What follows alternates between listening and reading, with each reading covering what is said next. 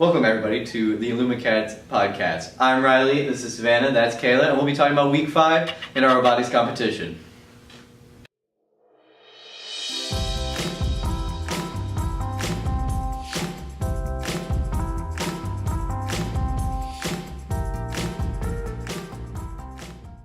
So Savannah, what are you in charge of at robotics? I'm in charge of entrepreneurship. I'm basically a one man or one woman team. What I do is a mix of finances and marketing, and I basically look at the business aspect of what our team is. So I look at how we accrue sponsors, how we keep mentors, and just risks to our team that could possibly end up, I guess, tearing us apart for lack of it. Oh, okay. Along with, I have to look into our branding and basically just anything that you would look into as a marketing, marketing as a business. So I look at how we brand, what we do in the community to keep our brand out there, and just how we spread the word that we're like a team and that we're here. And with us being more of like a veteran team, it's way more important for us to be out and in the community and in helping with other teams and helping with FLL teams, because we've been around for so long that we should be well established and should be good enough that we can look farther than ourselves and kind of help around. So I've been working on writing that document and looking at the finances and where we pay for all of our competitions at, and I've been typing that up and putting it into graphs, making it all pretty and everything, and I have to present that at competition, so I'm doing that. Okay, so like a lot of what you do is like you have to like compile all the information about the team and everything, and then, like you said, okay, present all of it at the end. Right, I have to just grab it, or I get most of my information from James, so he gives me all the finances, but then a lot of it is just looking at how we're active as a team everywhere and kind of putting that into words so that the judges see that we're more than just a robot. Cool. Kayla, what are you in charge of? I'm the boring one. I'm the captain of safety, which essentially means I make sure that people are doing what they're supposed to be doing, as well as like wearing safety glasses, hair pulled up, things like that people don't want to do.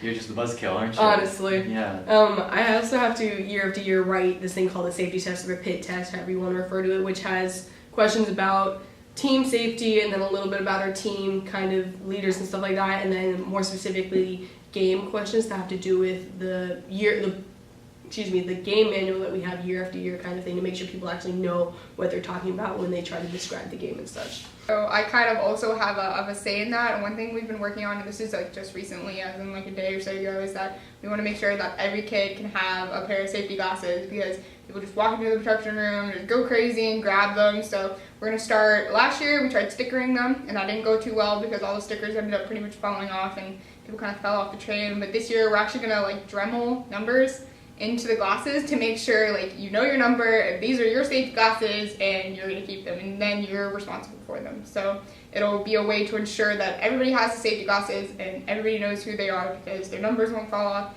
and everybody will be safe. And that's one of the ultimate priorities here, is making sure everyone gets home. Well, considering last year we got the safety award in West Palm, we kind of want to strive to that same level as we did. Nice, yeah. Gotta make sure everyone goes home with 10 fingers. 10 fingers, 10 toes, both ears and a nose. Nice, there you go. There's some other stuff you guys do though as well, right? Mm-hmm. Right. We both are leaders of what's called the Spirit Team, which I like to refer to as the cheerleaders, because we are the ones in comp that are the loudest kind of thing, leading chants and getting people's attention while our team is on the field kind of thing, making sure they acknowledge us. And then when we're off comp, we do things our buttons, our tokens that we tend to give out at comp. I kind of think of it as almost like a week 7 team, because a lot of people say, oh, well, I want to join Spirit, and we kind of tell them, well, Spirit really comes into play whenever you hit competition, because then you have to be loud, you have to be there and in charge, you have to be dressed up, painted, this and that and everything, and you just have to show up and be ready to cheer for your team, because really that's how you're going to get the win, is by being there and by really like putting all of your energy into like wanting to win and succeed.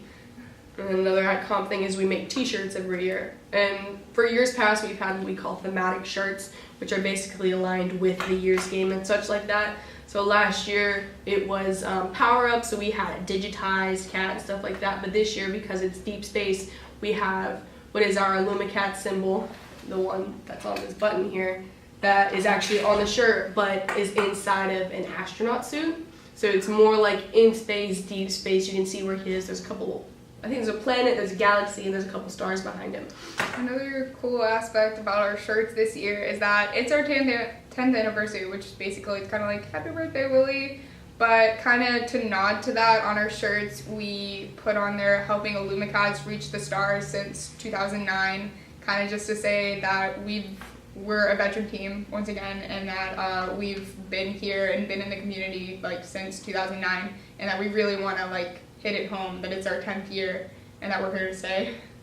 And with the space theme, I think we stole the quote from probably Star Trek. It just says on the back of the shirts, to boldly go where no Illumicat has gone before, just to kind of show off that this is a year that we're going as hard as we can go, and we want to show that off kind of thing. Another aspect is that, so we've been to comp so many times and we've seen these teams that keep kind of this basic shirt every year that kind of like brands them, and it's really good for just getting your name out there because people see kind of the same shirt design every year with maybe a few tweaks. So this year we decided on Friday we're gonna keep a very basic shirt that just says like Team 3242 on the front and then has our Illumicats on the back, almost like a jersey. So we're probably going to try and keep that as our general team shirt, so we can wear that to events, we can wear that just as a general shirt just to get our like team name out there. Cool. Going into these buttons and keychain things, right? Tokens. Yeah. So okay. So I was wondering if you guys could talk about like the design process, like how'd you come up with it and everything, and just everything going on with those. So we kind of take the same thing that we do for shirts and we put it over to the buttons. So we think of what's the theme this year and how can we incorporate that into what we're doing. Last year we actually took some of the almost little figures, little robots, the images in the game manual, out of the game manual, and we put those in. But this year, since it's space, it was a lot easier for us to come up with a design. So we kept our basic button because that's something that we do every year, and once again, just kind of as a branding thing, keeps us like known because they have the same button every year. They're looking for the same insignia kind of thing. Hey, where'd you get that team? Oh, you can see it's 3242. They're over there in that pit kind of thing. Yeah, looking for that recognition. Familiarity. Familiarity. Yep. Between teams. That's pretty cool. And then of course we have, instead of 3 buttons that we did last year, we have just the one that says blast off with 3242, which is just kind of our little rocket ship that has to do with the game. And then we have the moon to show the deep space and stars and stuff like that. Just kind of, the space, what you think of when you're thinking outer space. I was gonna say, last year we made so many buttons that I almost did them, not by myself, but I was one of the only people. Buttons. Yeah, I made probably around 1,000 by myself. And so this year it's a lot nicer having other people kind of to help me and other people that are interested. Like I have underclassmen because I know I'm a senior that are going to need to take me over. So I've had 2 girls that have been having just a blast doing these buttons, and like people are kind of finally realizing like, hey, the buttons are really cool and it's pretty easy to make them, and in the end it kind of like pays off giving out your button and people being like, wow, that's so cool, I can't wait to add that to my collection, because you see people with just trench coats full of buttons and you're like, yeah, I made that. And then it was a big hit last year, these tokens, so we decided to bring it into this year. Like last year we had, because it was power up, we had like a Mario cube and we had like a Mario mushroom, but this year because it's deep space, it's a little easier to find something that's not completely like trademarked. So we have, of course, our little rocket ship that you can see, and it's got our little Willy on it, 3242, and again we have a little bit of a Saturn with 3242 on it that just kind of, again, it shows the team off, but also has a little bit more with that showing the actual team numbers and not just having like this little trinket.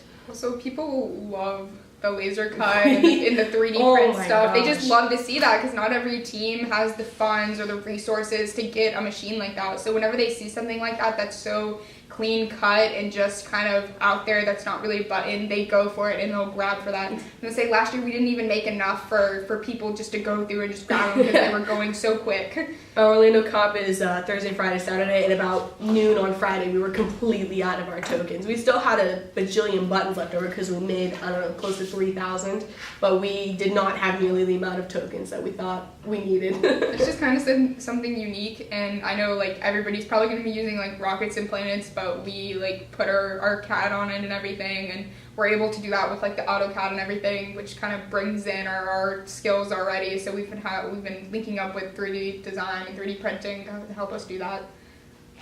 So Savannah, a lot of your entrepreneurship seems to be done like before competition. What exactly goes on at competition?